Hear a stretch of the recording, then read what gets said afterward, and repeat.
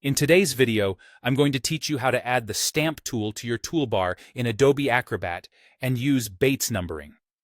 Let's get started by opening the PDF you want to work with in Adobe Acrobat. Having the document open makes it easy to see your changes in real time and confirm everything looks the way you expect.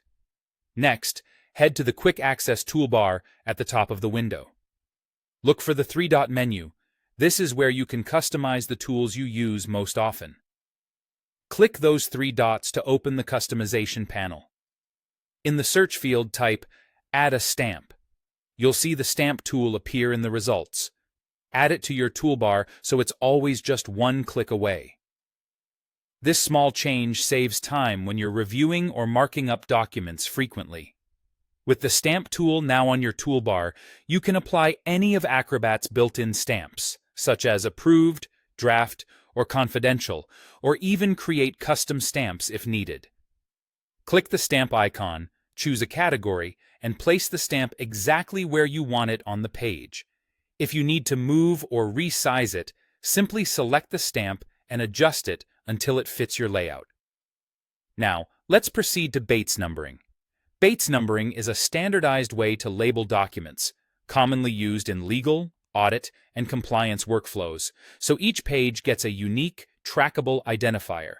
In Acrobat, open the Bates numbering feature and choose the files or page ranges you want to include.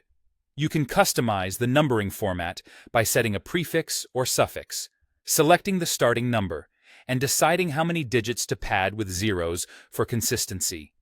You can also choose where the number appears on the page, like the header or footer, and adjust the font, size, and alignment so it's legible without obscuring your content.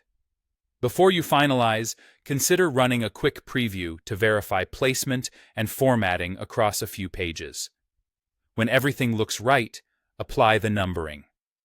Acrobat will process the document and apply the Bates numbers throughout. It's a good practice to save a copy of the numbered file under a new name so you retain the original version just in case you need to make changes later. If you're working with many files, keep them in a dedicated folder and use consistent naming conventions to stay organized.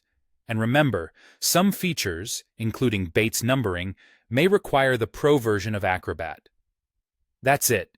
Your Stamp tool is added for quick access, and your document is Bates numbered and ready for professional use.